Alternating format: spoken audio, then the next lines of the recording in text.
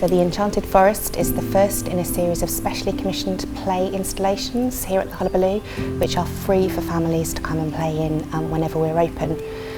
It's particularly special because it's a collaboration between Theatre Hullabaloo and the Mixed Reality Lab at the University of Nottingham. So we developed it in our usual style, collaborating with local children to ask them really what they would like to see in an enchanted forest. And they came up with some brilliant ideas.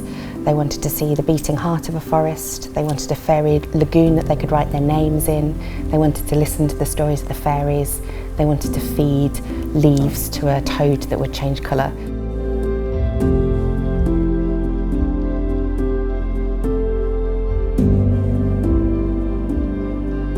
The key thing about this space is that through collaboration with the Mixed Reality Lab, we've managed to make those things really real. All of the elements of the installation are facilitated by children's play, so they are the lead in all of that. They are the agents in the play, so they can really see their impact on the world.